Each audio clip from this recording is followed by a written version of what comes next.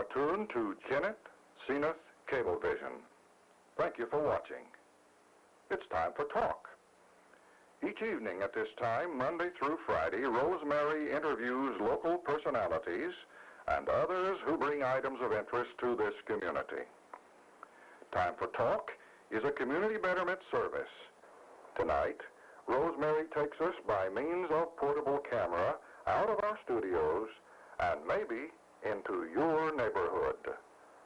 And now, it's time for Talk.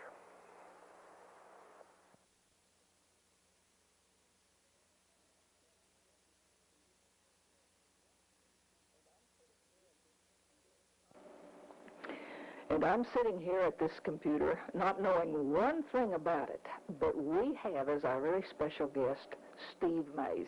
And Steve has been the one who has put everything about KBOA into this computer. You see the picture? You even did the picture, right? Now, you're going to get me in trouble because, and my apologies for my hoarseness, I've got a little cold. I focused on the years 1947 to 1957. I've already gotten in trouble with some people who came along and they said, well, you left me out of that book you did. And first of all, we didn't do a book. And but yeah, we've created a website about the early days of KBOA, and I must say that the radio station, this is not something that they sanctioned or commissioned or even asked me to do.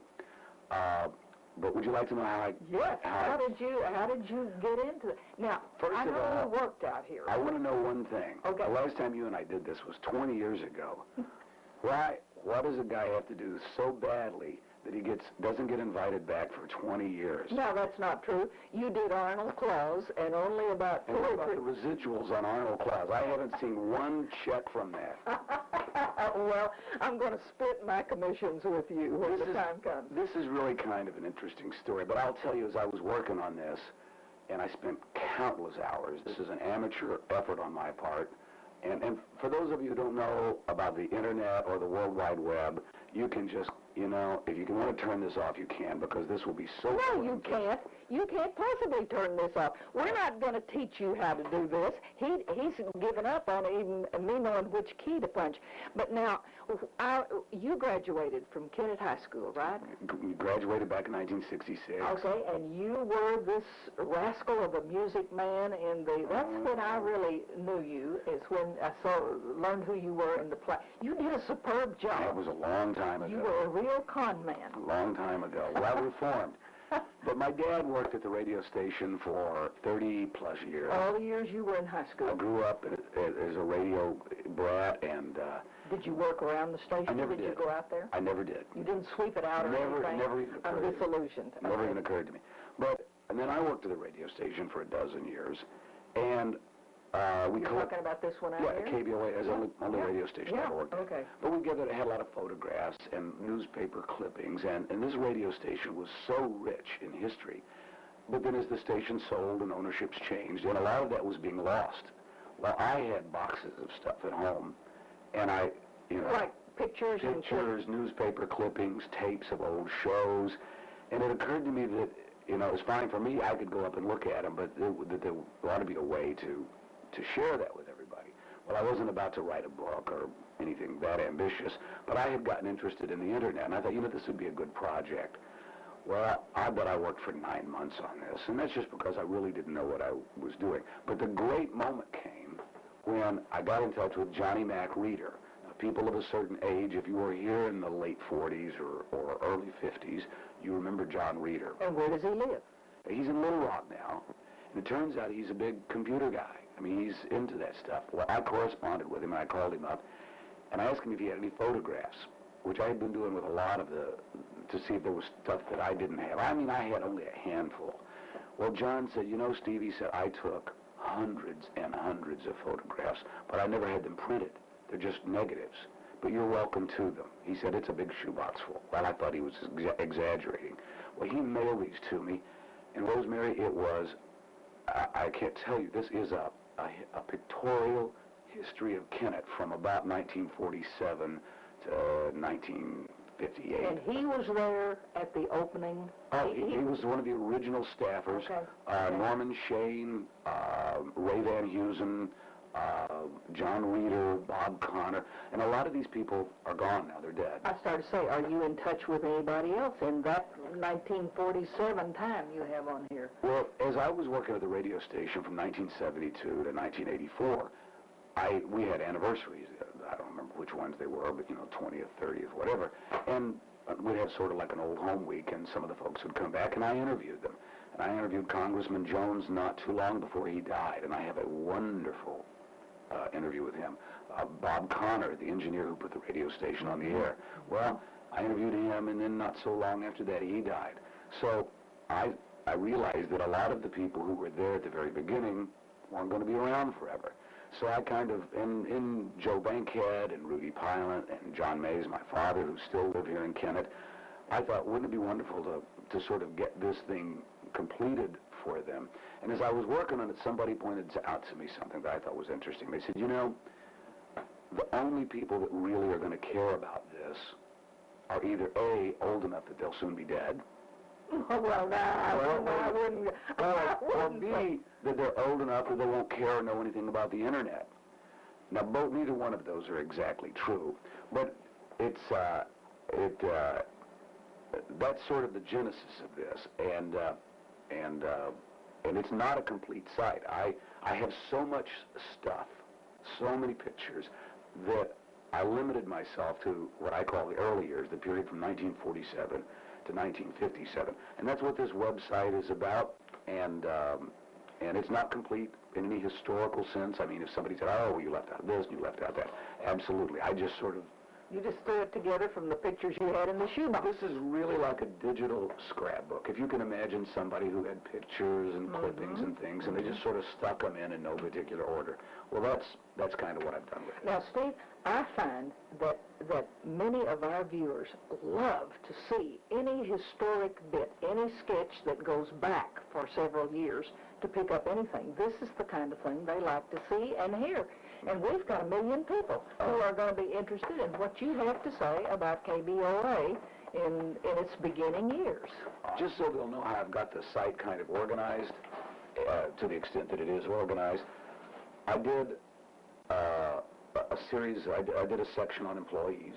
And put their pictures in that you have. I have photographs, a wonderful photograph from day one. They had a couple of old Quonset hut buildings, Army barracks buildings, up at Malden at the Army base, that they dragged down here and stuck together to make the original studios. Really? And it was so porous and so poorly constructed that when the sand would blow, they would have to shovel the sand out of the studio.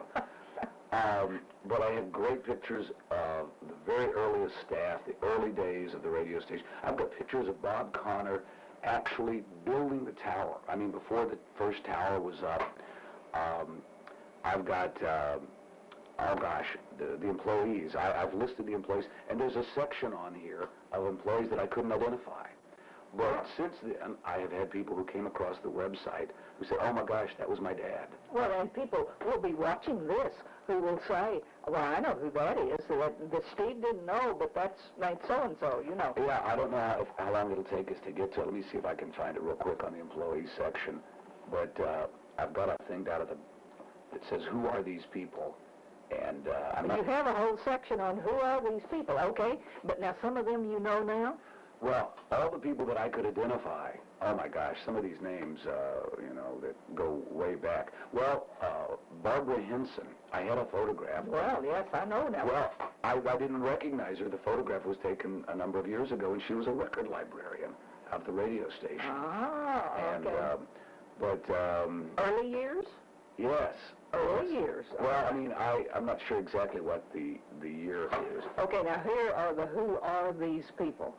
Well, these were like three folks that I just couldn't identify, and I don't know how well you can see. Now, did he have pictures? John Reeder took pictures of every... And he had pictures of these people Yes. that you didn't...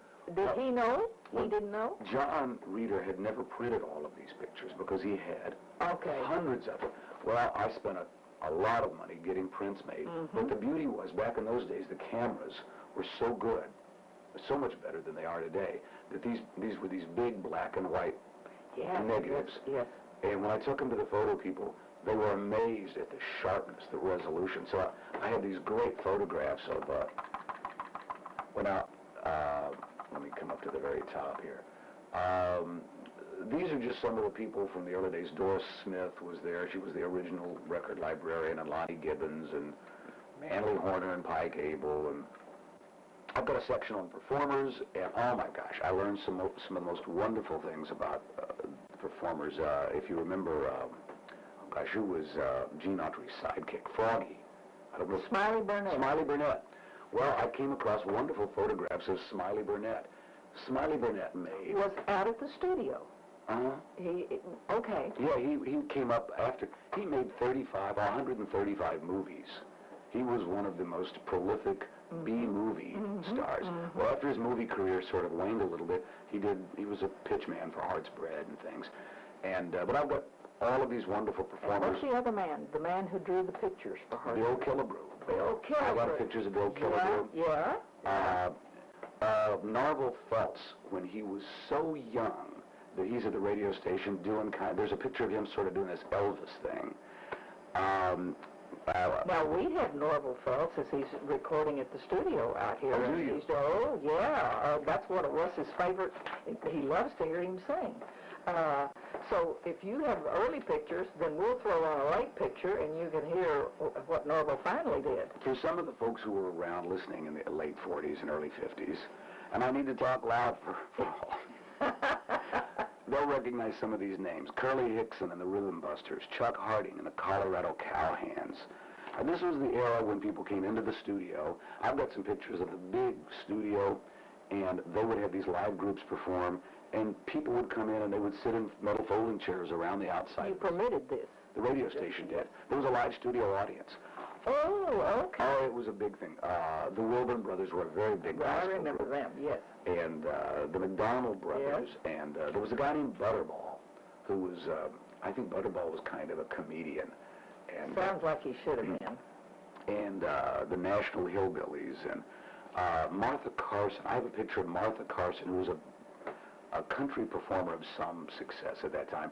She's performing live at the Gobbler Mercantile. And there's a shot of hundreds of people. The Gobbler Mercantile, I don't know if you're familiar with it. Yes, been there, done that. Well, and I've got shots inside of Denny Mitchell. And in fact, there's a wonderful shot, as far as we know, I got this from Virginia Branch, who wrote a history about Gobbler, the only remaining photograph taken inside Gobbler Mercantile, because, you know, they had the big fire and everything was burned down. Yeah. So I've got that on there.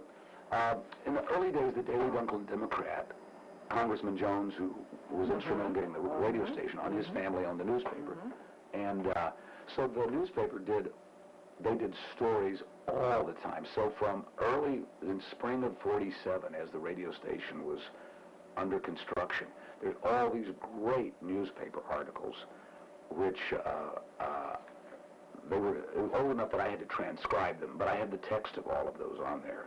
And when the performers would come, this would be great news for the newspaper. That's where we got that's where the pictures came from, okay? Lots of articles. And then I tried to catalog just all of the images that I have on the site. Well, wait a minute, here you go. Some of the programs. All right, some of the programs. The sad thing is that I didn't save tape from some of these shows. I mean, it didn't exist, or I never had it. And there's probably more, and I hope that anybody who remembers a show from the early years that I have forgotten, that we can tell them how to get in touch with me, because I'd like to add it. Old Camp Meeting Time. Oh, Ladder Party was a thing for the kids at night. Sundown Serenade. Then there was one called Noonday Serenade. I think Sundown Serenade sold so well they decided they needed another one, so they called it Noonday Serenade.